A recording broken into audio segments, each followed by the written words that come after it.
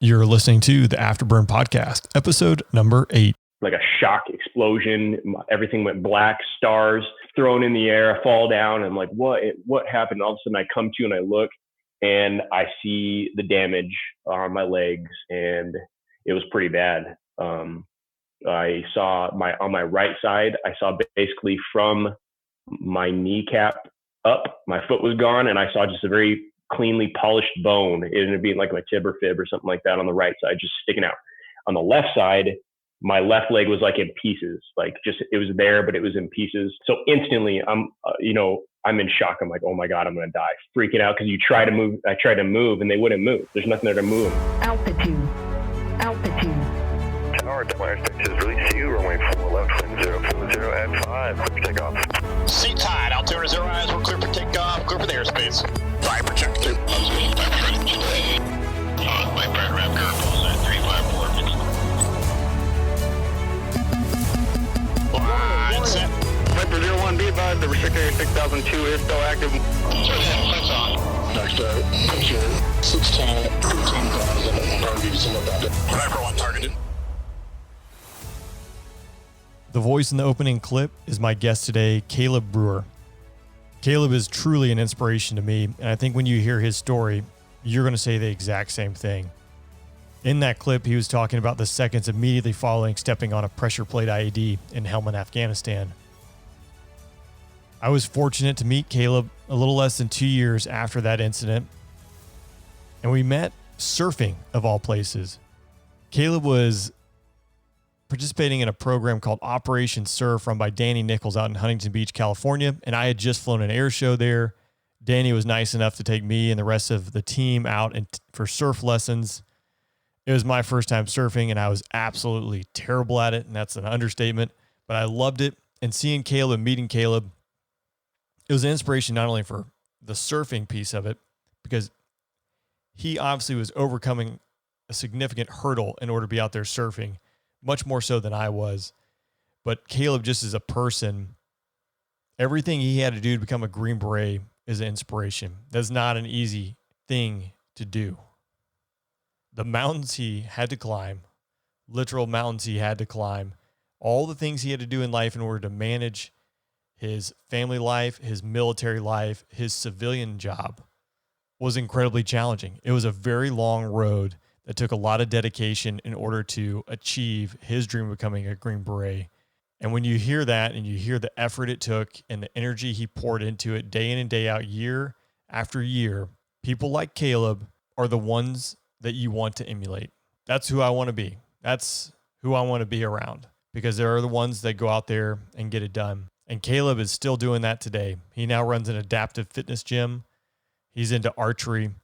He is growing and he's expanding and he's continuing to push the limits. And that is why Caleb is an inspiration to me. We're definitely going to get to know Caleb. We're going to hear about his journey to becoming a Green Beret, what that took. We're going to talk about his deployments. We're going to talk specifically about the mission where he stepped on a pressure plate IED, the recovery afterwards, what his life looks like today, and what he is doing. But before we get into the podcast, we are going to hit some admin notes and then get after it. So first, again, I would like to thank all of you who've gone out there and you've subscribed, you followed wherever you're listening, and you've left reviews and ratings. It really does make a difference, and I do appreciate those of you who have taken the time to do that.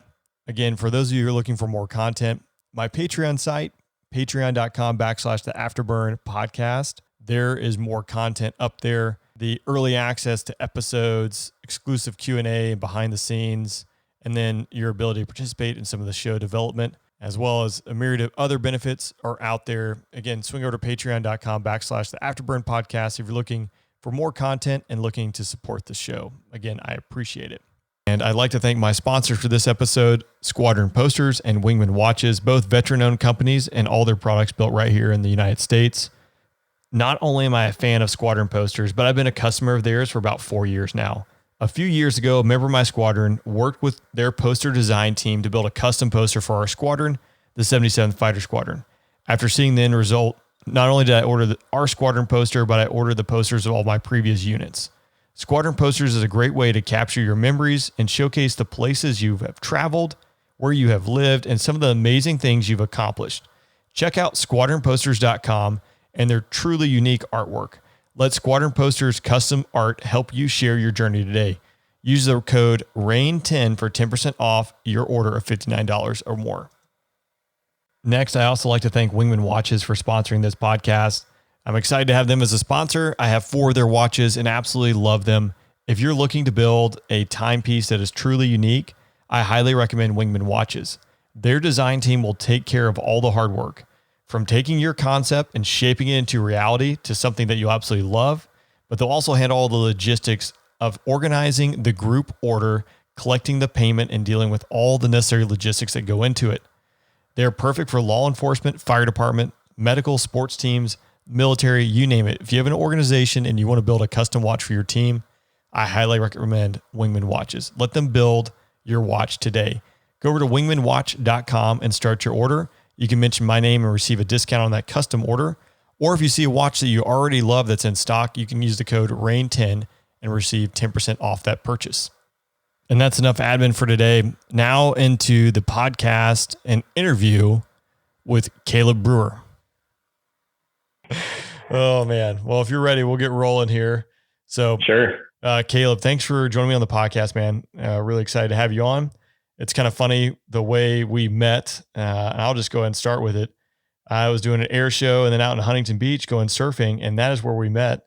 You were surfing. I was flailing like, I don't know what, a fish out of water, just trying to like survive, and you were cruising around. But your story, I think, will make it really fascinating about just that aspect of us meeting. But can you tell me a little bit and the listeners who you are, where you got your start, and what you're doing today? Sure. So my name is Caleb Brewer. I was born and raised in Tucson, Arizona, which I actually came back to after retiring from the Army. Went to high school here, met the love of my life here in high school. We've been together ever since, and we're coming up on our 13th year of being married, which is pretty awesome. But yeah, congrats. So thank you. She's a huge part of my recovery, so I'll talk about that a little bit later. But so for me, I went to college prep high school, getting ready to go to the university, and I enrolled in the University of Arizona for mechanical engineering with high hopes that I would graduate real quick and be on my way to a regular job. However, I quickly found out that college was not my forte at the time. There's no way that I was near mature enough or disciplined enough to do it. So I took a leave of absence, started working at a restaurant as a bartender for a little while, and then kind of just floating around trying to figure out what I was going to do. I had this unspoken thing that drew me to military aspect. I always had a lot of friends that were in the military. All my buddies were Army or in it. And then I was like, I'm going to join.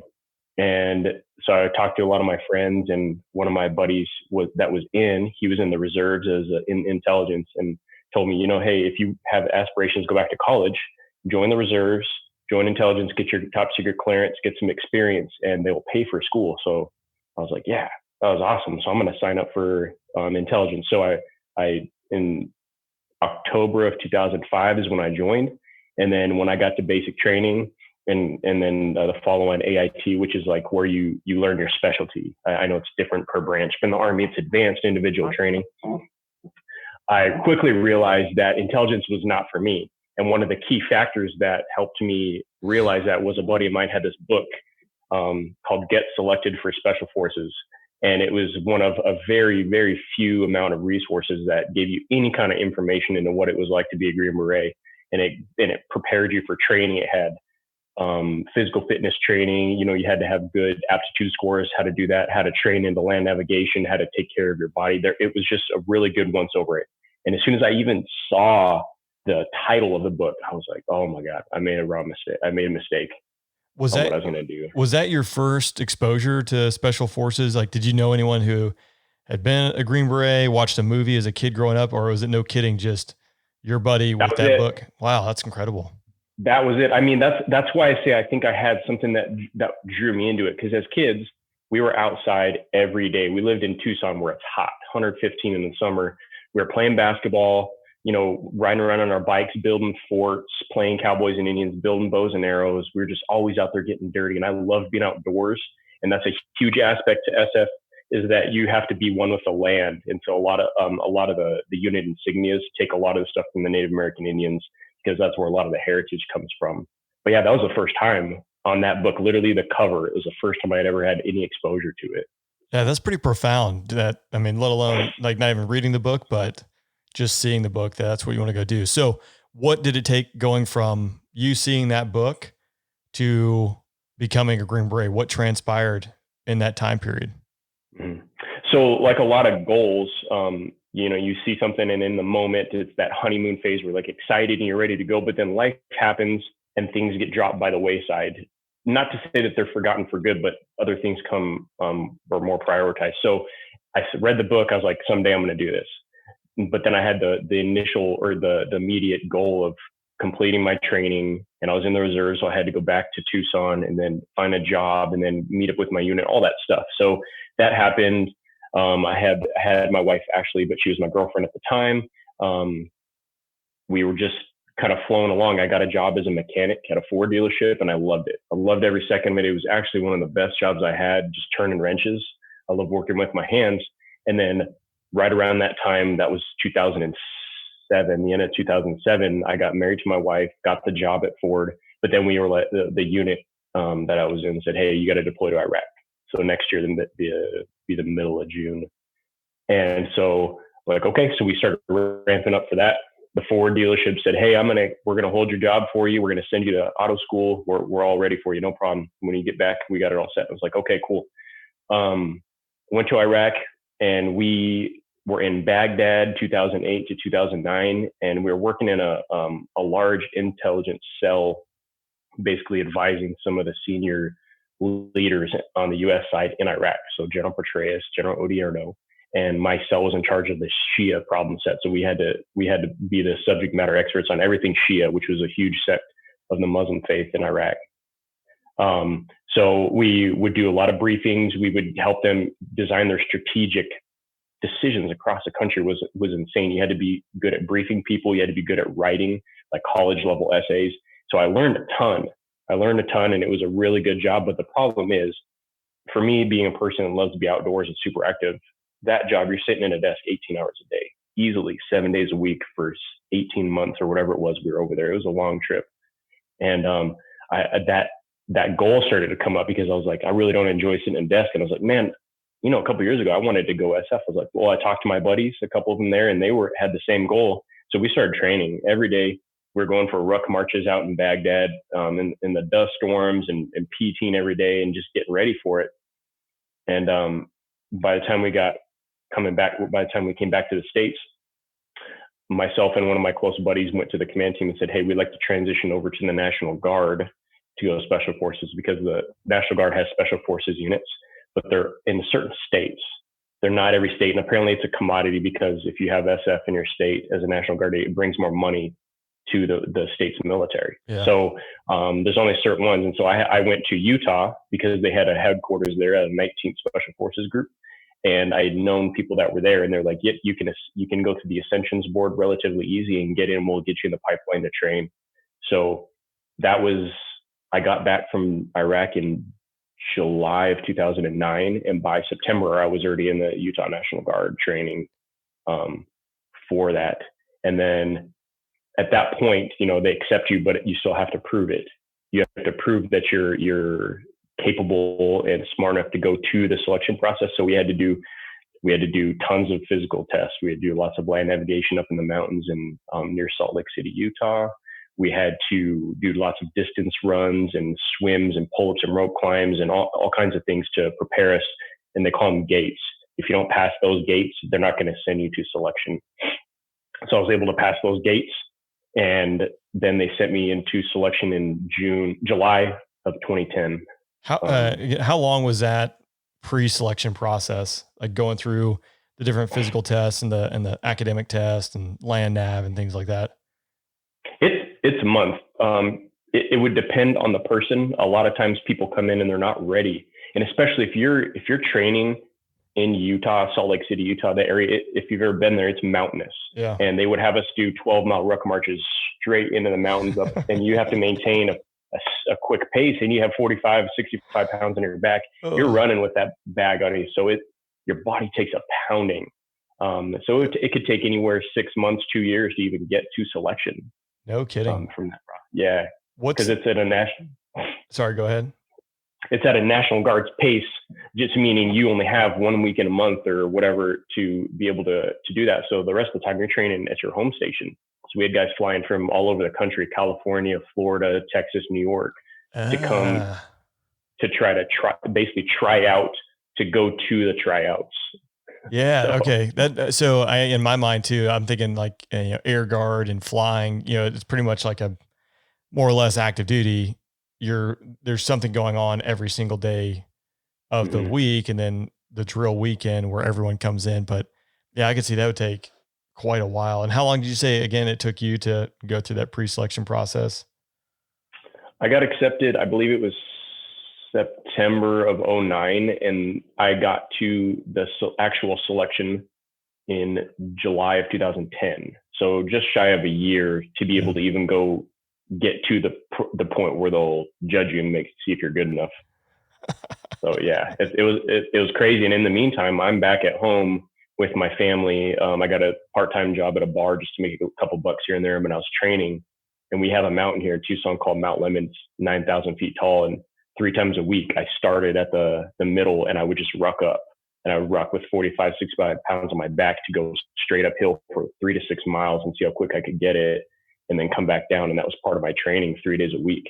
I'd go to, in Arizona, we have these things called washes where the rivers, like seasonal rivers, will run through, like if we get storms, but typically they're dry and it's just all beach sand, 6 to 8 inches of beach sand. I just go walk with a heavy ruck on my back through this sand just to get that suck factor, because I knew that it was going to be really, really sucky come when I went to the selection process at Fort Bragg.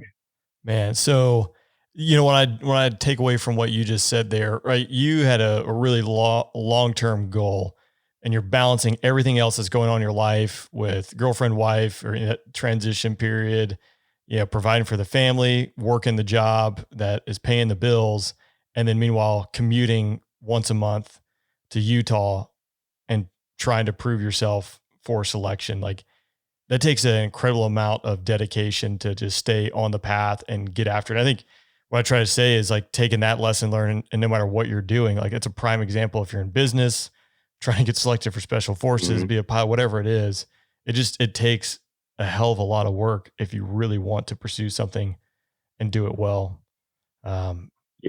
Yeah. I mean, I wouldn't say, I don't know, maybe I would say I'm borderline obsessive when it comes to things that I really want. Like when it's a goal, I have a hard time not going all out on it and just putting everything I have into it. And luckily I have a great family that understands and supports me through these things. Cause that's just what life was. And, the family's like, cool, we got you. We're going to support you through this process, which made life very much better than it could have been if it was, a sticking point. Yeah, absolutely. So we worked together pretty well. Yeah, that's good to hear. And yeah, I think anyone who's like going to be successful, you kind of have to have that drive, right? Unless you're just lucky. And I don't think that just exists. You just have to push through. And then, like you said, I mean, the families are really the ones who sacrifice. That's what I've always said is, you're bouncing around working on getting to your goal, but that's requiring a lot of your time being focused on that and not focused on the family. So the families usually just, they don't get enough credit, but oh my God, no. Yeah. Again, that's like a whole nother, I mentioned it before in another podcast, like that could be a whole nother podcast in itself, what they go through. So you go make it through to selection, right? Mm-hmm. What is that? What's next after that? So, it's a long process. So there's basically there's more gates, checkpoints, whatever you want to call it, along the process just to earn that right to wear the Green Beret. So following selection, if you're not airborne qualified, they send you to airborne school. So for me, I went in, I think I said July. I was mistaken. I went in June of 2010 to selection. I came back home. My first daughter was born in July of 2010. June 2010 selection. July 2010, my first daughter was born. And then August 2010, I went to airborne school back at Fort Benning. So I flew back and forth several times because I had to get airborne qualified. And then after that, we PCS'd and moved to Fort Bragg, North Carolina in November, same year. So we had 2 months to get all that stuff ready. The whole family came with me. My wife took a leave of absence on her job so we could raise our daughter. We moved, got an apartment at Fort Bragg. And then from that point, it was just shy of 2 years of training. So it's a lot because they mold you into like an all around operator, whatever you want to call it, just a special forces soldier. So you have to start out, you got to go to a leadership school where they teach you advanced leadership techniques, because being a Green Beret, one of the tenets of it is leading foreign troops, training them, advising them, leading them when necessary. So you have to be identified as being able to lead, which is huge. So you got to go to a leadership course, and then you have to go to what's called small unit tactics, which is our version of a ranger school, where they teach you the basics of patrolling, ambushes, raids, land navigation, carrying a ruck, managing men when you're out on missions for up to 2 weeks, beating off MREs. You have to learn a language. So the language is regionally specific. And so for 19th group at that time, we were focusing on Southeast Asia. So I learned Indonesian for 4 months. We were sitting in the classroom 8 hours a day learning Indonesian, which was really cool. Wow. After that, we had to go to SEER school, where you learn how to survive, evade, resist, and escape in the event you're a prisoner of war. And then after that, I went to a 6-month course where I was taught to be a communications expert. So like you have to know how to work on a variety of radios, ranging from stuff in a more urbanized, like a base, a joint base environment, or like an austere environment where you're in the middle of nowhere and you need to send communications out without being captured, or without giving away your location. You had to learn how to connect with satellites and use satellite communications, computers, networking, IT stuff, anything that had to do with communications. We had to know, because we had to support our team. Like say you're in a country and you need to be able to contact somebody back stateside, and you don't have a cell phone, you don't have satellite communications, how are you going to do it? So it was really cool. And then after that, they culminated with an exercise called Robin Sage. It's 2 weeks, and you take everything that you've learned over the past 2 years. You do a full mission profile exercise where you and your team of 12 guys, you plan a mission. You go into a fake country called Pineland. You got to go help liberate it, link up with a local insurgent or a guerrilla force, and train with them at a camp and run through scenarios where they test all your problem solving skills, your endurance, your land navigation, your physical fitness, every tenet of it. And then if you successfully complete that while you're being graded and evaluated, then after you've done that, then you earn the right to wear the Green Beret. But at that point, that's when the real training starts. It's like graduating high school and you're like all excited. Yeah. But really you have the rest of your life and you're still the new guy on the block. So it's like, it is just begun. And that's like when you hear pilot wings, like congrats, like now you have your ticket to learn. I assume there were some washbacks, but how many people did you start with and how many people finished? What was that completion rate or attrition rate? What did it look like? Man, so there's an old song talks about the Battle of the Green Beret. Only 100 men will try out, and only one man will actually end up earning the right to wear it. And it's pretty accurate. Really? The attrition rate is huge. Simply when I went to selection in June in North Carolina, that's hot. It's humid. You're going to be doing a lot of stuff in the heat and sweating. So you automatically know you're going to be dealing with heat casualties, whether it's heat stroke, heat exhaustion, something. But then there's injuries, knee, ankle, back, whatever can happen. I think we started with, it's been a while, I think between 400 and 500 people at that selection class. And I think we ended with less than 200 just on that class. So then of the 400 or 500, 200 were selected to go further. And then you get into the actual course. Now, that course demands everything of you. Academic is huge. You have to be able to sit in a classroom and learn. You have to be able to speak intelligently with someone. You could be really, really good in the field, but when it comes time to interact with that colonel that's your partner force, you need to be able to interact with them properly. So it tests you across the board. And I think the attrition rate is huge. I would say maybe if I had to guess, 25% would actually get their Green Beret from who started with. So nobody in my selection class that I graduated with personally that I knew. So no kidding. Yeah. That, and even too, I think like backing up, just if you go all the way to like the genesis of when someone has an idea to be a Green Beret, like, hey, this is a good idea. Like, the pool is even larger, right? Is that you start narrowing that pyramid that's upside down to all the way to the end result. And you sorry, go ahead. I was just going to say, you have to be, and what makes it even a little bit more harder to get to is you have to be a senior NCO. So they have programs where they'll start people off the streets and bring them up. But by the time you're on a Special Forces ODA, a team, you are supposed to be an E6, and that's the lowest ranking person on the team. So they expect people that typically they want people that have experience to get through it. And so that like decreases everything exponentially too. So this is a cliche and ignorant of me to ask, but like, so between a SEAL and a Green Beret, I know some people would be asking the differences besides the blatant one of Army and the Navy, but even like on a SEAL team, is E6 kind of like the minimum, or can guys go straight into a SEAL team after a little bit of time in the Navy? So that excellent question. There's a program in the Army called the 18 X-ray. So the 18 is the number identifier for our job. So for any SF person, you have an 18 Alpha Bravo Charlie Echo Delta Fox. And that just means what your job is, whether it's medic, comma, whatever. But the 18 X-ray is something they started, I think it was either right before or right after the Iraq invasion, because they needed some more people and they wanted to get qualified folks off the street that would fit the bill. But the problem is they didn't have the time to take them all the way to E6, which is, this is the conundrum that we're in, is where one of the tenets of Special Forces is that Green Berets cannot be mass produced in a time of emergency. So what that means is you need to prepare prior to for an emergency. But the problem is we get short staffed because of the high op tempo rate.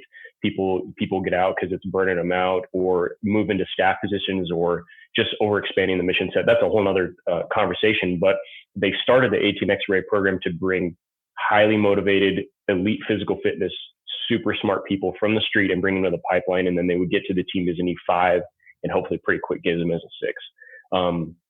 The goal being having a 6 as the lowest person on the team. But for the SEALs, from what I understand, I'm not an expert, but I believe that you can be E3, or I don't know what you would graduate as, but I believe that I think you can be a lower ranking on a SEAL team. But that's just, everybody's got different plans, you know. I mean, obviously the Navy SEALs put us some stellar performers, so it's just different across the board.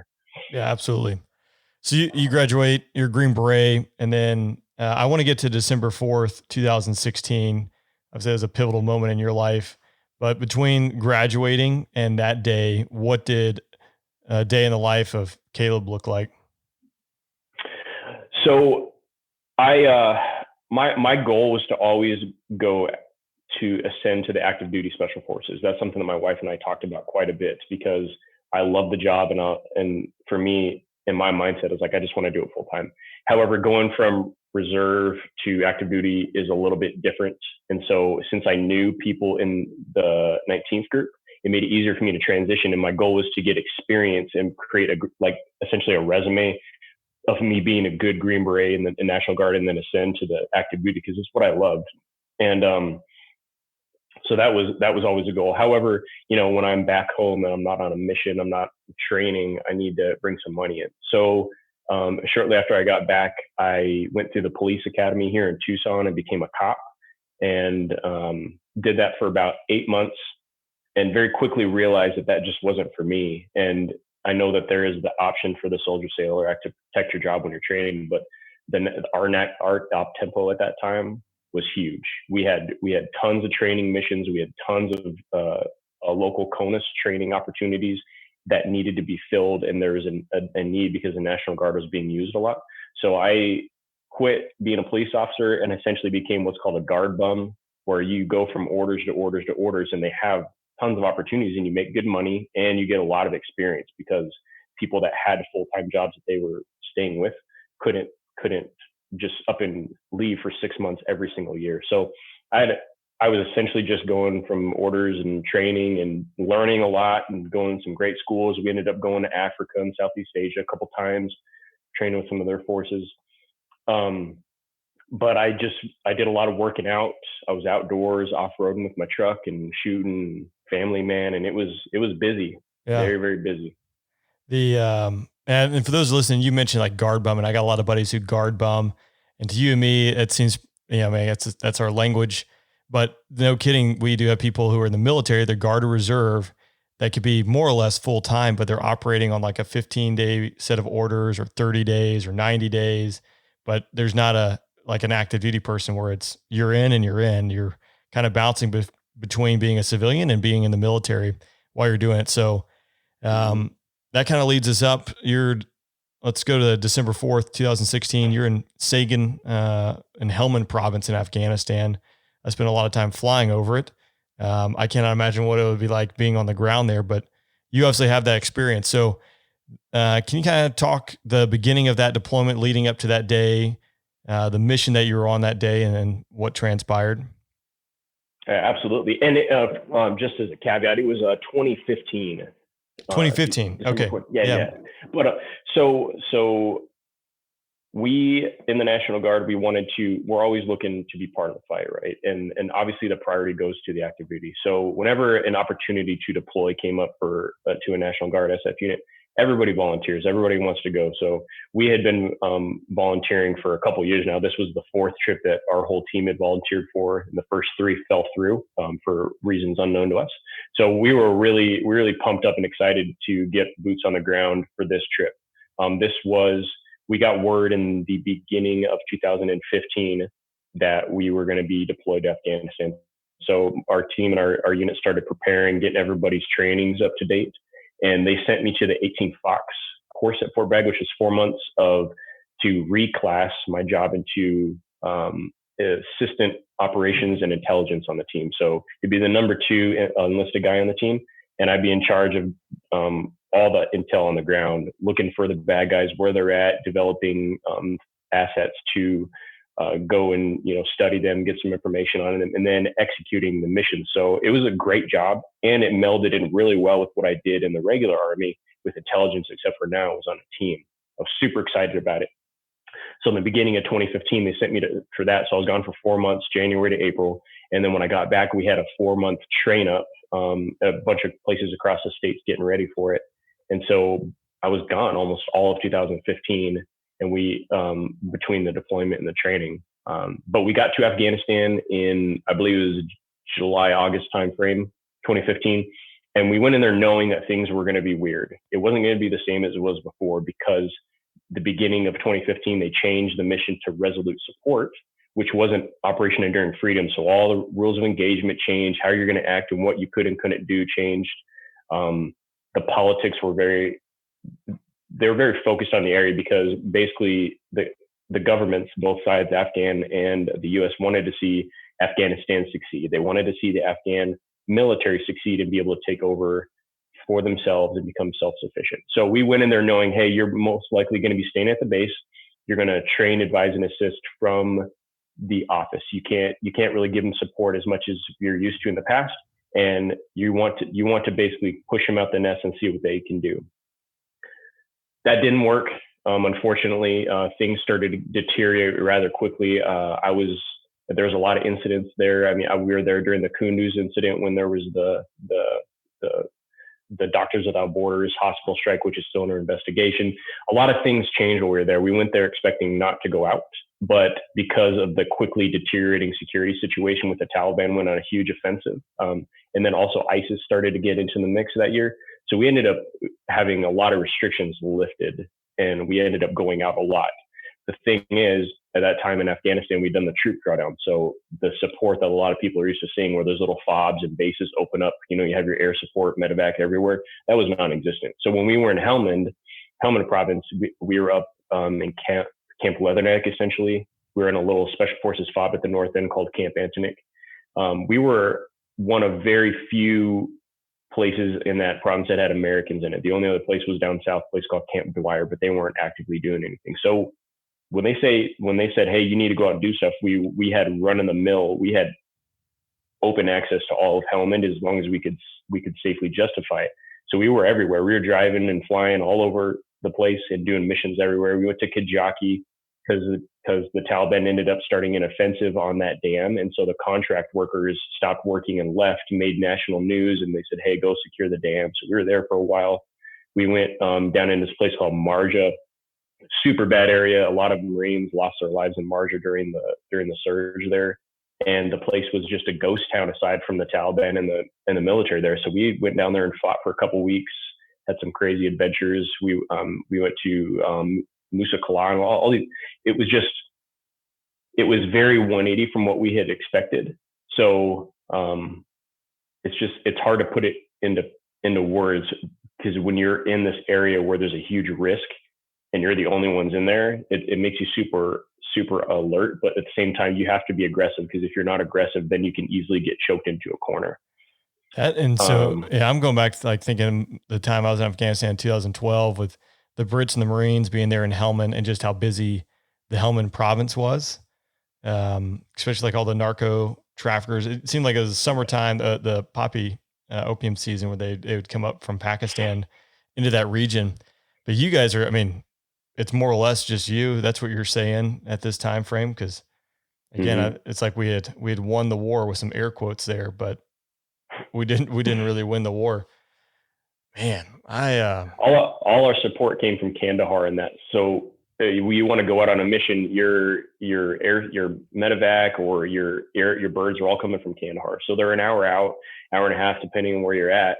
So really limited on what we could do, because you have to have that golden hour of a medevac window where if somebody gets hurt, they have to be back to a stage. I can't remember the stage, surgical location where they have actual surgical staff within 1 hour, because they did studies and it cuts down on the number of people that actually die. So what we ended up doing is we would forward stage our surgical teams with us, because we had to go further and further out. So we had an orthopedic surgeon, general surgeons, and their whole staff. They would fly and forward stage with us. So it would increase that window of saving somebody's life in the event that something happened. Were you guys were you going after like high value targets, running drugs and weapons, or were you just, I mean, it was a mix of everything, looking for weapons, looking for IED factories? Like what was the focus at that time? That's an excellent question, because at that time, unfortunately, the combined effort in the whole country, there was, I think, a lack of a clear goal. And it's unfortunate, because everybody wanted to let the Afghans take over. But then when the situation started deteriorating, we became super reactionary. So for instance, in Helmand, there's the 215th Army Corps, where they have all their military, the Army guys. Then you have the local police. We were training the 7th SOC, the commandos essentially. And the 215th Corps at that time was so incredibly ineffective, and they were beefing up their numbers through reports just so they could get more money, that the commandos that we were training, was 120 of them, were the only maneuver force in all of Helmand province. So they were tasked to do everything. They were checkpoint security. They were PSD for the high level commanders. We were doing hits on HVIs. We were doing raids and clearing ops, like everything.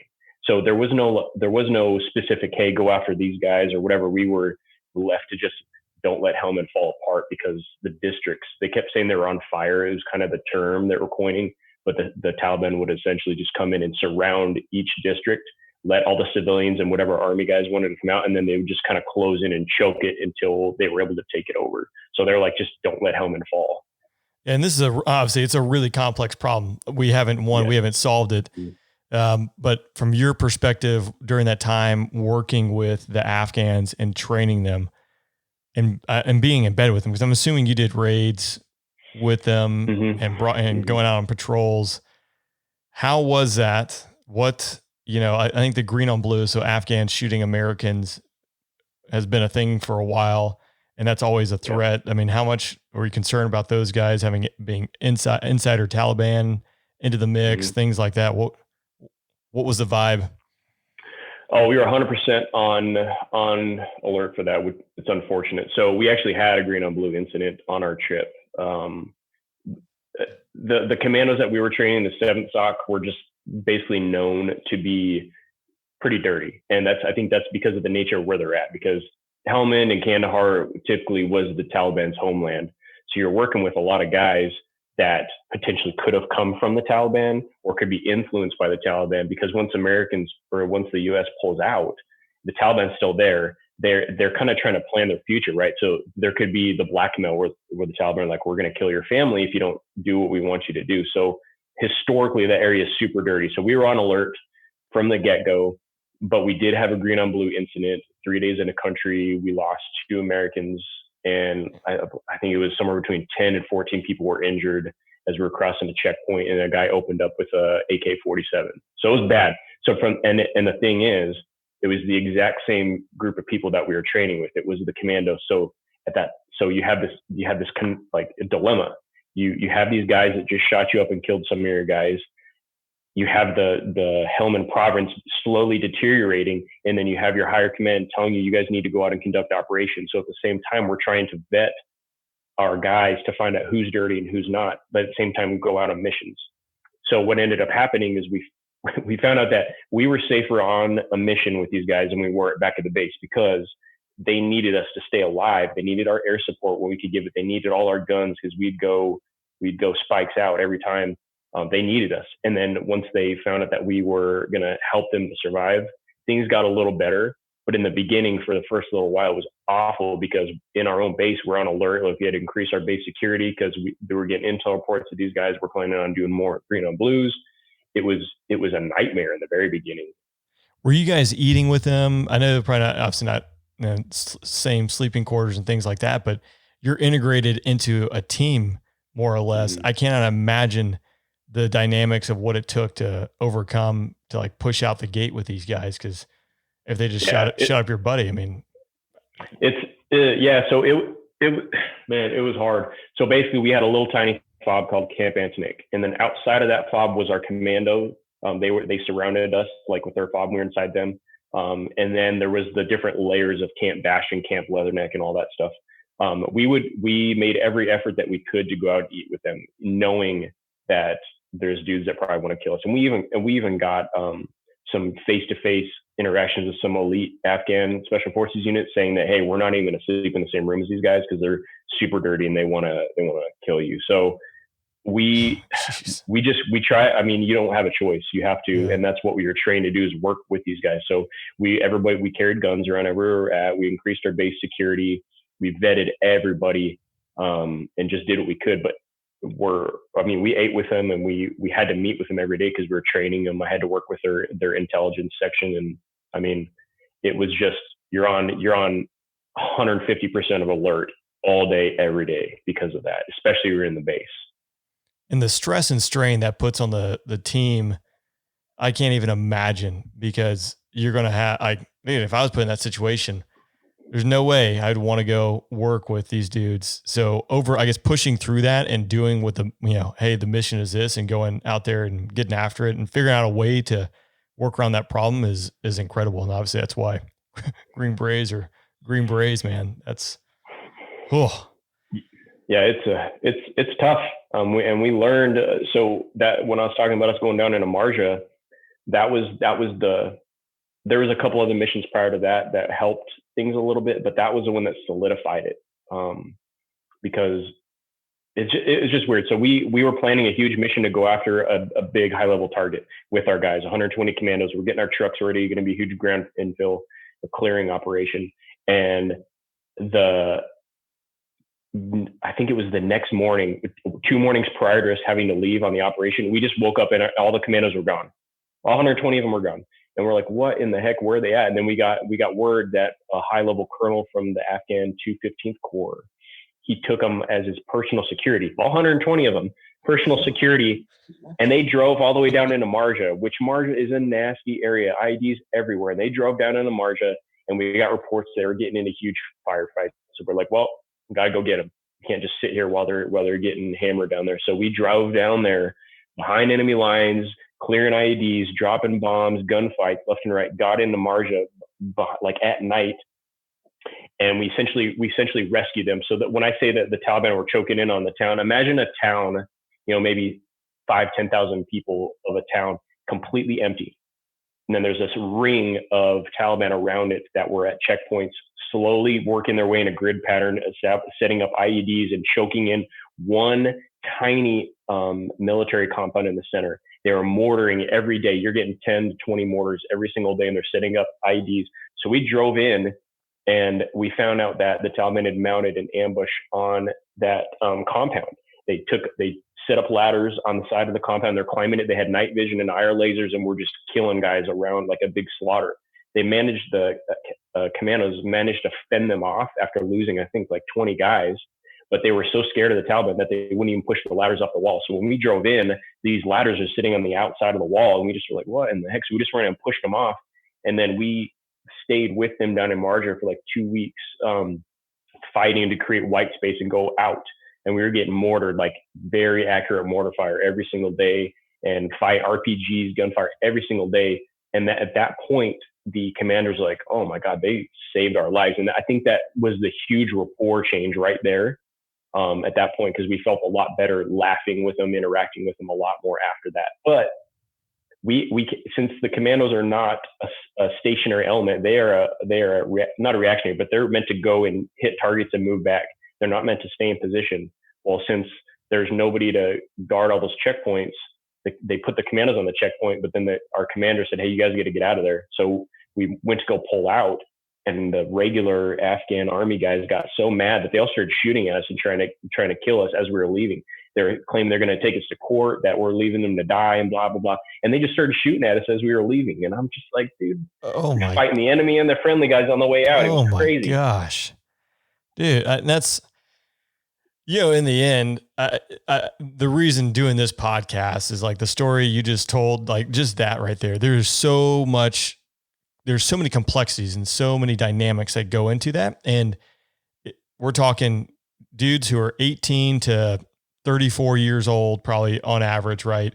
Who are going out there for their country and dealing with these incredibly difficult scenarios that are life threatening. At a moment's notice, they're getting shot in the back of the head by someone they're instructed to teach or train. And I think it's important for people to hear that kind of stuff, because it does get lost in the noise of the news, right? And this is a part of our history, and we have to capture it, because I kind of get lost. Everyone gets so wrapped up in poor pitiful me, and like my life's tough, but like I have nothing to complain about, like most of us have nothing to complain about. So hearing stories like that, it really solidifies, I think hammer home the point for me. Like I cannot complain about a single thing, right? My life is pretty cushy here in the United States. It's still ongoing. There's guys out there every day, still doing it. And, focus media attention goes elsewhere because of whatever, is an important topic of the day, but it's not ending. And I don't think it will end anytime soon, because there's always going to be people abroad that wish us harm. And that means that there will be people here that have to go abroad and stop them from doing it. And it's not going to end. It's just the way it is. Yeah. So just have to not forget about those guys out there.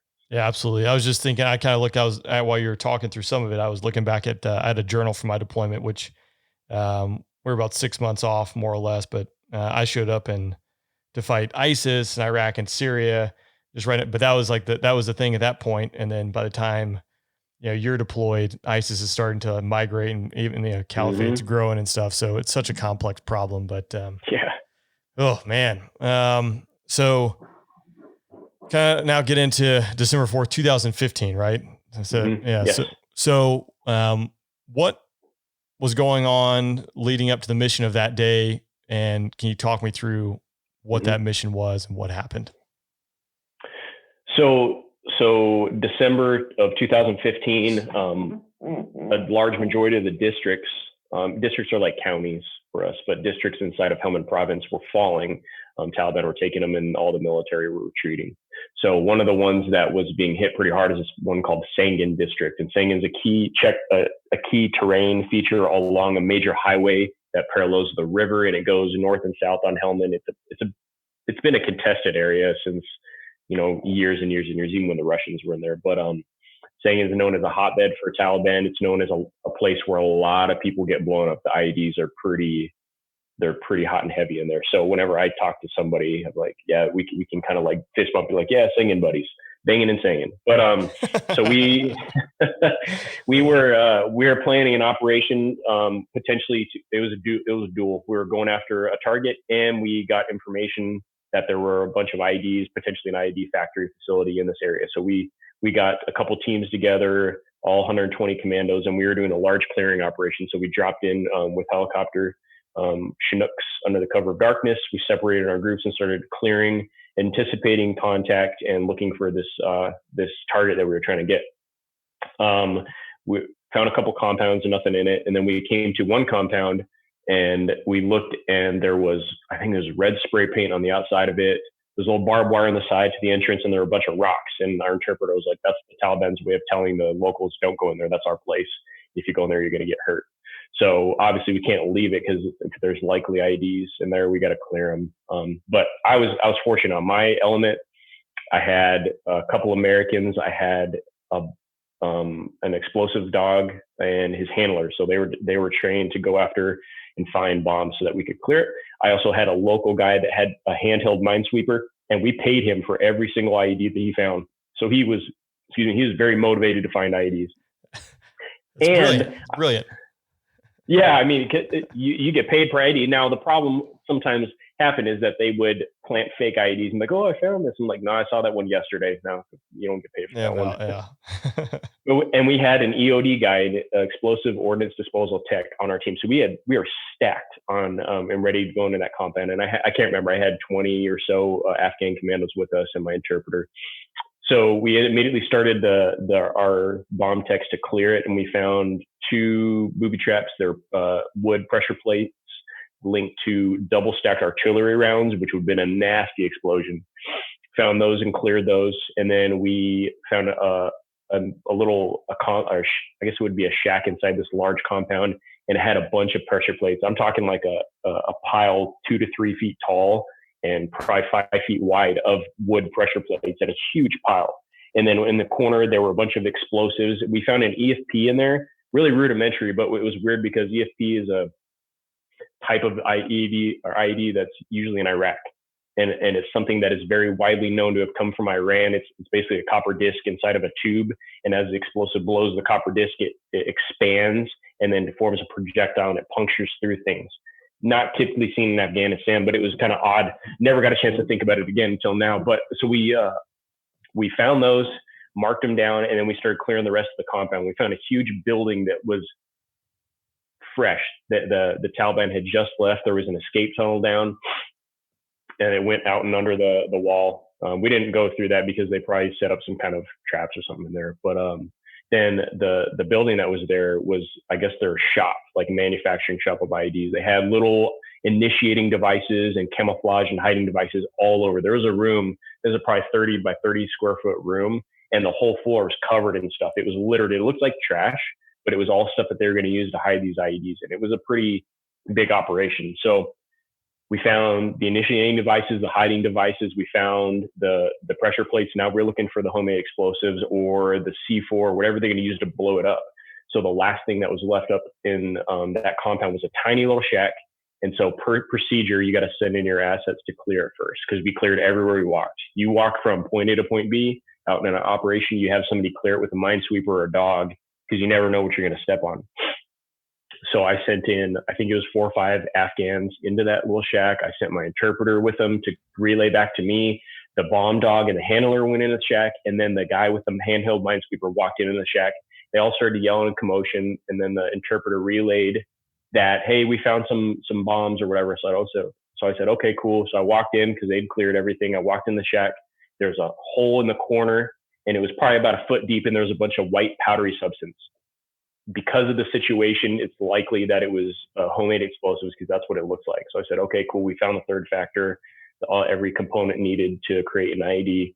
So I was like, all right, I got to step outside this shack and make a radio call and let the element leader what's going on. And as I stepped out, I stepped on an IED that was in the threshold. It was a pressure plate, which for anybody that doesn't know what a pressure plate is, it's like 2 pieces of wood. Imagine like 2 2x4s flat against each other, and then they have something that resists them being squished together, like a spring, or in this case it was foam. What happens is when you step on it, the pressure plates connect, and there's pieces of perforated metal on the insides of it, and they touch each other and complete the circuit. So I stepped on that. However, everybody stepped on it. I even stepped on it probably beforehand, and nothing went off. So I don't know. It could have been it just didn't get enough pressure on it to actually complete the circuit, or maybe we just barely stepped off it. All I know is that I stepped on the way out, and then I was like a shock explosion. Everything went black, stars thrown in the air. I fall down, and I'm like, what happened? All of a sudden I come to and I look, and I see the damage on my legs, and it was pretty bad. I saw on my right side, I saw basically from my kneecap up, my foot was gone, and I saw just a very cleanly polished bone. It ended up being like my tib or fib or something like that on the right side, just sticking out. On the left side, my left leg was like in pieces, like just it was there, but it was in pieces. So instantly, I'm in shock. I'm like, oh my God, I'm gonna die, freaking out because you try to move. I tried to move, and they wouldn't move. There's nothing there to move them. So I feel like I'm gonna die.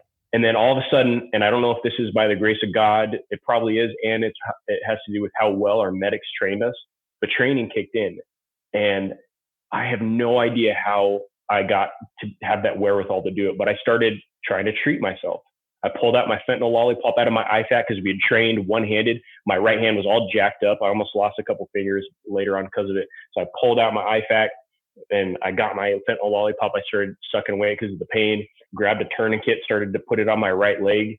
And then all of a sudden everybody starts coming to me. All my people start helping me out. My medics and everybody was with me on the spot. So the sun was coming up, and that was a factor in why we were clearing this. We were trying to, I wouldn't say we were rushing, but we knew that we had to clear this compound because most Taliban don't have, or whoever was there fighting us, don't have night vision goggles. So they fight once the sun comes up. So we had about an hour once we first got in that compound. By the time I got blown up, the sun was rising. So they start shooting pop shots and RPGs our way. So right as I got hurt, they hear the explosion. So they probably knew something happened. Then they start attacking us. So as these guys are treating me, everybody else is on the walls shooting Carl Gustafs and firing some suppressive fire to keep these guys at bay because they knew they had to medevac me. And because of the explosion, everybody in that shack was injured. My interpreter lost both of his eyes. All the Afghans sustained shrapnel wounds. The dog handler sustained shrapnel wounds. The dog itself had severe rear leg issue, and everybody thought he lost his tail, but they were able to reattach it in surgery. It was bad. It was a mass cal, and it's something that people don't like to talk about because mass cals throw everything into chaos when it comes to treating the wounded. And we had trained mass cal. My medic on my team, the 18 Delta, he was the man. He'd been through a lot of stuff, and he trained us in medicine to the core. And it really saved us, kept everybody collected to be able to do this. So the team members came and treated me. They put me up to a line of ketamine because I was starting to get some really bad pain. And then they popped me out of there. And then they had a helicopter come and land during the firefight in another compound and picked me up and scooped me and brought me to Kandahar for surgery after that. It was crazy. It was just mass chaos after that. So, man, that is just insane. But like, talk about like the training and just like, that's like the most extreme situation of just falling back on your training, which is like amazing to hear that. And then, everyone coming together. How long? So when you got medevac, do you know how long the remainder of your team was in there in the firefight, or was everyone out of there pretty quick once you were out and the rest of the casualties?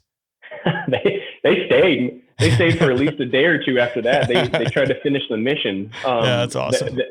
They did their best to try to drop a JDAM on that compound because they don't want that to be a IED factory going forward. But the problem is you're in the middle of a town. And even though that section of the town was evacuated, there's still the risk of civilian casualties. So they had to go back and forth. And finally, they found a way to blow it in place. They set up a bunch of explosives and just held a BIP blown in place. But after that, they had to finish a bunch of the mission and clear more. So they stayed for another day. And before the second day, they finally got it exfilled out of there. So you still got to continue the mission if something happens. It's, you don't take a scrape and then just get out of there. You continue on. So, yeah. So the job has got to get done. So were you the only American, or I guess you and the dog handler were the two Americans that were wounded in that IED explosion? Mm-hmm. And then, how big of a rest was the contingent that was holding that compound and finishing the mission? I don't know how many people stayed in that compound. I think they marked it off as a danger area and just secured it from the outside since we had cleared 2 or 3 IEDs already. And then there was that one right there that we all missed. So they didn't want to risk it again. So they pulled everybody out and just secured it. Didn't let any Afghans in. But it was, myself and the dog handler. Luckily he just got shrapnel, on his back. It was superficial, which is good because it could have been bad. And it's not something that's easy to say, but like all the shrapnel That was me. That was my bone. So it wasn't like ball bearings or anything. All the shrapnel that came to everybody was me getting blown up and then thrown into their skin, which is it's just sad. I mean, it could have been worse if it was metal objects, but still. Yeah. And it was a tiny shack, so the whole overpressure expanded and collapsed inside the shack. So everybody got probably worse off than they would have been if they weren't inside a closed area. Gosh. Okay, so you're medevac to Kandahar. What's happening with you at Kandahar? So our forward surgical teams that I talked about earlier, the orthopedic surgeon, the surgeons and their staff, they just rotated back from our base camp Antonik to Kandahar. So we were super close with them. It was a husband-wife combo. They're both surgeons, Jerry and Linda Benavidez, and they worked on me for a long time. Their goal is to save my left leg because it was there. They're like, we're going to save this leg. We're going to save his knee because it's going to be better for him walking going forward. And they worked on me for hours. And I don't know the timeline and I don't know the standards, but I know that somebody else told me that surgeons have a point after a certain amount of blood has been given that they say it's not worth going forward because of the risk. And I think because they cared so much, like, we're going to save him. And they worked further, which is something that I'll be thankful forever because they saved my left knee, which is huge. They worked on me for a long time. And I think I had between 50 and 60 blood transfusions just in that surgery alone. And then I had more as I went stateside, but they worked on me for a long time. Then from Kandahar, I went to Germany. And I don't know at what point, but at that point, they realized in the past, we have lost a lot of people, not from blood loss, but because of the bacterial and the fungal infections in the ground there, because we don't have the same immunities that they do on that side of the world. So they preemptively put me on whatever strongest antibiotics they had and antifungals in the world and kept me quarantined. Essentially, people had to scrub in to come even just see me for probably about 3 weeks because that stuff almost killed me. And then from Germany, I flew over to Walter Reed as a quick stop by because I was going to end up in Walter Reed is in Washington, D.C. And I was eventually going to end up in San Antonio, Texas for my long-term care. Well, from Germany to Walter Reed, I started tanking. I was like getting ready to die pretty much. And they come to find out that because of all the blood that I had been transfused and all the trauma to my body, blood clots from my legs had made their way up into my lungs. And I had 4 pulmonary embolisms that were over 2 centimeters big, which is bad. And so I was having trouble breathing. And so they had me intubated, which is like the breather down all the way in your lungs with these flanges. And the first thing I remember waking up in the airplane, so from point of injury, the first thing I remember waking up is them pulling the intubation tube out of my lungs. So it's all these flanges just all the way out of my mouth. And I felt like it was something from Neo from the Matrix when he first came to life. Like that was the worst. Oh, that was the worst. Oh my gosh. So, yeah, it was pretty bad. So from there, we got to Walter Reed and they said, hey, you're not going to Texas because you're super critical. So they kept me there. I had to go through bunches of surgeries to clean out my legs, wash out the infections. I had to have surgery on my hand because my finger was almost gone. I had residual shrapnel. I'd gone into kidney failure. They had to put me on dialysis. And all that, the fungal and bacterial infections were super bad. So they kept me there for, I think, 2 weeks. And I kept just pushing. I was like, I really want to go to Texas. I want to see my family because it's way closer to my family. So Christmas Eve, December 4th, 2015, they flew me to Texas. I don't know if anybody has ever had any experience with ketamine, but it's a pretty powerful painkiller. It's essentially a horse tranquilizer. But what I learned is that whatever mood, mind state you're in when you are administered it, that will be your mood mindset in the fog of your mind. So I went into that thing, adrenaline pumping, gunfight stuff. So I'm having dreams about being back overseas. I'm making deals with the devil. I remember at one point I woke up in the hospital and I thought I was a prisoner. So I started ripping out all my lines and ripping everything out and freaking out and screaming. And my wife had to like come and like just jump on me and like calm me down. And like, it's okay. And then I just broke down and was like, started crying. I was like, what is going on? I don't know. And then I passed out. I don't remember anything after that. My it was God. Crazy. I mean, Ultimately, how long were you in the hospital? As an inpatient, I got out January 9th. So December 4th to January 9th. So a little over a month, Which I think that, which is kind of quick. yeah, I was just going to say, to me, that is incredible. Were you, I mean, obviously the doctor said you were ready to be released. Were you ready to be released? I didn't think so at the time. When I was released in San Antonio, I was like, I just want to stay here. It's more comfortable. But I really was ready to be released because I had good family support. And so what I found with the people that were taking care of me in San Antonio at the Center for the Intrepid, they'd seen a lot of people come through. And not to say that mine was just normal, my injuries, but they'd seen a lot of people that came through with my injuries and much worse, burns and stuff, triple and quadruple amputations. So they knew what to do. And so they pushed me appropriately to get me to be functional and more confident out in the world, more so than I would have wanted at that time. Because I feel like if they had let me, not to say coddled me, but if they had not pushed me as much, then I don't feel like I would have set that precedent to do what I'm able to do today. So they pushed me out of the hospital, and the SOCOM Care Coalition, which is not really a nonprofit, but it's a organization that's for SOCOM elements who are injured, and they help them. So they got me an apartment out in San Antonio, 45 minutes away. It was the closest one they could get, but I didn't really feel like staying in the Wounded Warrior Barracks on base. So they put me in a hotel 45 minutes away. My wife, again, moved with our 2 kids now to San Antonio, and they took me to appointments every day. That was my duty, just go to appointments. And it forced me to be out in the real world. At first you're like, I don't want people to see me in wheelchairs. I hate looking at myself. Curb sucks. I can't do this and can't do that. But then you figure out how to do it, and then it just becomes normal. And that right there was like the starting point for just not accepting myself, sitting around feeling bad for myself, just being lazy if I had the ability to take care of myself in some fashion, which is awesome. So I imagine, as you kind of alluded to there, like one, I cannot imagine putting myself in your situation. So that's what trying to understand it. What drove you to not just kind of say, poor pitiful me, and this sucks, and I don't know, sit in front of the TV all day, right? Because that'd be like the easy answer, versus the way you took it and like went out to conquer life as if nothing had happened, or embrace it and move forward.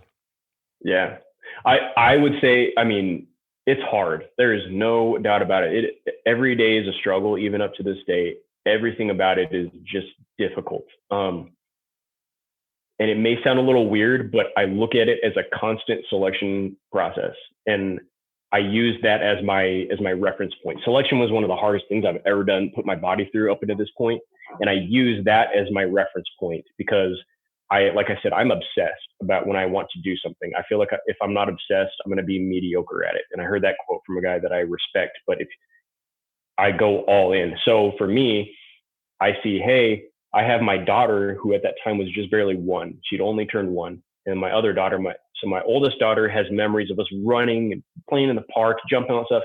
My youngest daughter doesn't know what's up. She's trying to help me put on my prosthetics, as a joke, but then she's also wanting me to pick her up. And I remember breaking down and crying again because I can't even pick up my daughter from the ground because I can't even balance myself. There's these very vivid memories that help propel me forward. That is one of them, trying to pick her up. The second one was walking at a park, and I remember I fell, and my wife was there. My wife's super petite; she's 5 foot even, and we couldn't get up. I'd never been taught to get up, so I was walking with some crutches, and I fell on my prosthetics. I'm just laying on the ground, and we can't get me up. So 3 9-year-old little boys came up, and they just yanked me up off the ground, picked me up. Thank you for your service, sir, and tried to give me $20. And I was floored. It was floored to the bottom of my heart. And so I gave them the money back and said, go buy some ice cream or something. That's so kind of you. So I was like, at that point, I was like, I will never, ever fall and not be able to get up. And then that same day, they had like this little hill, a grass hill, and it was just the easiest slope you could ever imagine, but I couldn't even walk up it. I kept falling over and tripping and almost falling on the ground. And I remember getting so frustrated, and I was like, you know what? I'm going to walk up that dang hill. And so these things happen, and these obstacles. And what I've learned is that when I find an obstacle, it makes me very motivated to crush that obstacle and just break it down. So these things I found, I was like, I'm going to train. I'm going to train and train and train. And so that those goals and obstacles combined with my family being there, with the military and the government providing me the best possible prosthetics I could have, every resource they want to take care of me. I've been set on a path for success. And I feel like if I don't, I'm squandering what has been given to me, and I'm squandering the memory of the dudes that died overseas because they died for something. And if I'm going to sit there and feel sorry for myself, just drinking or overdosing on my pills, then their memory to me is tarnished. So I have pictures of them, of my close friends up on my gym wall, and I see them every day. And they're like a motivation for me to not stop. Like I have to keep on driving. Man, that's incredible, Caleb. That really is. What I'm going to ask you too, because I think people listening in, there are definitely going to be others out there who maybe did not go through the same situation that you went through, but have suffered some kind of trauma, some kind of defeat. There's some kind of obstacle. Because I think everyone is going through something at some point in their life. What would you say to them to help them get moving forward and attacking that problem or getting over that problem or living life? Firstly, everybody has something, just like you said. There are problems that are seen, unseen, very apparent. Everybody's going through something. It could be physical, mental, emotional, something in your family, anything. I train people with disabilities here at a gym at my house, and there's people that come to me and they're like, well, my stuff's not as bad as yours. There's nothing apparent. Like, it doesn't matter. Everybody's going through something. So what I look at this situation, I say, well, what are my two options? I could succumb to it and I could let it beat me because I'm not gonna put forth the effort, or I'm gonna work towards accomplishing goals, and I'm gonna beat this thing. So goals are huge. I set goals. I have a board next to my bed, a whiteboard, and I write down my goals. I have long-term and short-term goals, whether it's school, work, whether it's something I want to do in the gym, lift this amount of weight, whatever it is. I set a goal because kind of how it was before when I said initially I wanted to go special forces. I just said it, and then all of a sudden it went away, and very well could have not happened had I not been super obsessed about it. But I have these goals next to my bed, and I see them every day, and it reminds me, okay, yeah, I got to do that. I got to put forth the effort. The second thing is that I truly believe that anything you want to do, want to accomplish, want to happen in your life is literally just on the other side of hard work. If you want something, you want to get better, you want to confront your issues or whatever, you have to work at it. You can't just sit there and say, oh man, I got this PTSD, this sucks, but then that's it. And then there's no change, right? You need to be able to confront your issues and find a way to move past them. And what I found is that people, if they're by themselves, they have a hard time coming to it. When people are in a group setting, like if you're around some of your military buddies or you're around somebody you can talk to, it helps to talk through it. And so I'm open about this stuff because it's helped me. It's really helped me a lot. And I truly believe that goal setting and talking about stuff are the two huge tenets. But at the other side of the equation, like I can say, oh man, I suffer from PTSD, and I can get moody or things can come back up into my memory. But what I do is I am obsessive about the gym, and the reason being is because I feel like I beat my body to make it so tired that I'm too tired to complain about other stuff. Like that's the focus, and it works, man. It is literally therapy, so I don't have to go see a shrink. I don't know. It's just you got to look at it from an outside perspective. If you're just sitting there soaking in about whatever issue you're feeling bad, something happens, and it could be legit, or it could be something that you're making it out to be bigger than what it is.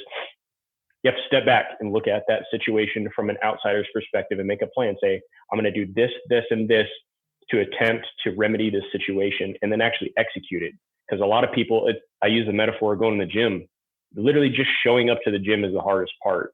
Everybody's like, oh, I got to work out. I'll do it tomorrow. I'll do it whatever next week. But once you show up and actually execute it, then you're going to set yourself up for success. Absolutely. I think great segue here into talking about what are you doing now? What's going on in your life? So like I said, I am incredibly blessed. I've been blessed from the get-go, and I had the opportunity to look at life in a new light. And I've reassessed my my goals and my priorities in life. Initially, it was go to school, get a degree in IT security, or go active duty special forces.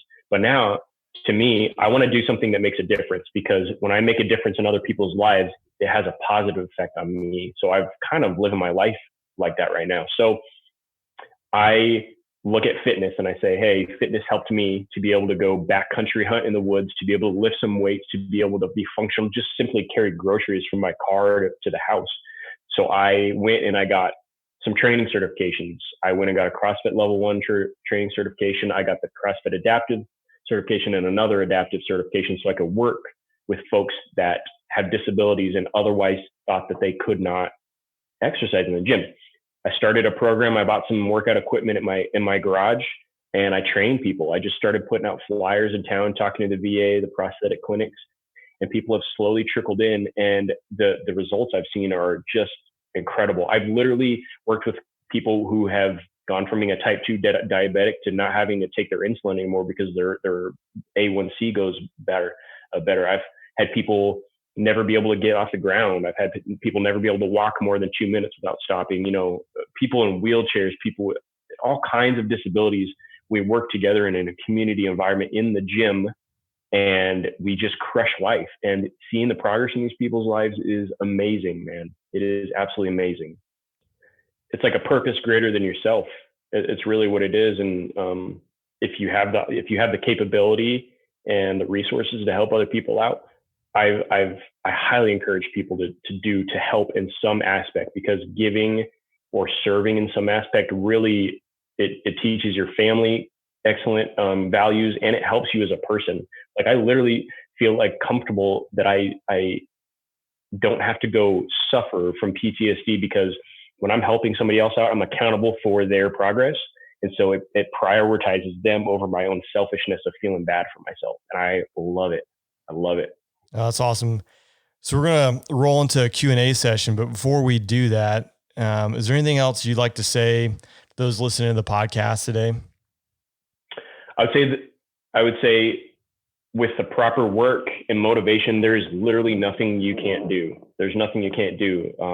It all just starts with taking that action. And that's something that I've learned, because whether it's a business idea, whether it's just wanting to get off the couch, whether it's just pursuing something in life, just start it. The worst that can happen is you just have to find another way to do it. So just don't be limited on what people tell you or your feelings of fear, because fear drives us. And I try to avoid fear in my life, because I feel like it drives me in the wrong direction. Man, again, truly inspirational words. Your story is awesome to hear that. I think, I know everyone that you come in contact with, you inspire them to better and push forward, and hearing your story, I know people are really going to take a lot away from it. So Caleb, I appreciate you joining me on the podcast. Again, we're going to roll into a Q&A session here, but until next time, catch you Rock on. Boom. All right, sweet. Stop that. You still good for like about 15 minutes or so? Is that? Yeah, man. Yeah, awesome? Not a problem. I freaking talk all day. Yeah. Dude, this stuff is, I was, before we go into that too, I was thinking, so I was in Afghanistan in 2011, 2012, and had worked with a couple of Marines over at Leatherneck. And I actually left right before they had the breach in the wall, where they ended up destroying a couple of Harriers and killing a couple of Marines through there. And, when working with those Marines, I didn't realize from the Marine Corps, like on the pilot side of the house, those guys will go be JTACs, like any line. Really? Like as part of like their assignment. We used to do some in the Air Force, like send guys to go be ALOs, with the Army, and occasionally they get like a JTAC qual. But these guys, like, it was just, hey, do 3 years flying assignment, and then go do 3 years. And so I was do 3 years as a JTAC, and I was watching a documentary. It was in Sangin, and the dude is like, it's on YouTube, and he's just calling in airstrikes. I'm like, oh man, that's like puffy, and like walk down the road. It's just so crazy. Yeah. It's so crazy what that place has been and kind of where we are today. And I mean, we had to go, like, we needed supplies when we were out there. So we were like, well, Afghans took over Camp Leatherneck. So can we go to Camp Leatherneck and go get like a new generator? So we had to request from the Afghans to go to Camp Leatherneck to get a generator. And then we went over there and it was like freaking Chernobyl. Like they had less than 24 hours to leave. So there's like old crusty food, pictures on the wall, clothes everywhere, like the camp minus the people. And we're like doing a scavenging run on our own base. It's just weird, man. And then they ramped it back up. So my father-in-law just got back and he was there as an electrical contractor and they ramped that sucker back up all over again. That's what crazy. I was saying. Cause when I deployed last was to Jordan and that was 2014, 15 for ISIS. Right. And then that was it, like that's where everything was going. And then about a year later, that's when we started deploying dudes back to Bagram in the F-16. And that's where guys, still are today. And you're like, God bless, man. We just can't, we just can't get around it. But yeah. My dad, he was a contractor there in north of Kandahar for a while. And same deal. Like, hey, we're shutting down. And 1 week later, just turning everything over to the Afghans. God, what are we doing? Absolutely. Man, Caleb, I really appreciate you taking the time today and just going through your journey, your story. It's really inspirational and taking the time to do this Q&A session. Again, I think people are really going to enjoy it. I did. And I meant actually too, I was going to say this and I kind of forgot. Out of all the questions I asked, I haven't had this happen before, but I think I have 16 different people in some various form or fashion that wanted to thank you for your service and what you do. Some of them were fairly comical, which, I alluded to earlier was just, how do you manage to carry your gargantuan balls around? It's just hearing your story and things like that when people just read about the initial post was an inspiration. So hearing you talk is definitely going to amplify that. No, that's awesome, man. It's a privilege for me to have served and I'm very blessed to still be alive. And so I just figured there's no other alternative. Just keep on pushing, keep grinding away. Awesome. Caleb, thanks again for joining me on the podcast. Truly a pleasure talking to you today. Well, I hope you enjoyed today's podcast. Don't forget to hit subscribe and leave a review over on iTunes. If you're looking to support the show and more content, swing over to patreon.com/the Afterburn podcast. And until next time, don't bring a week.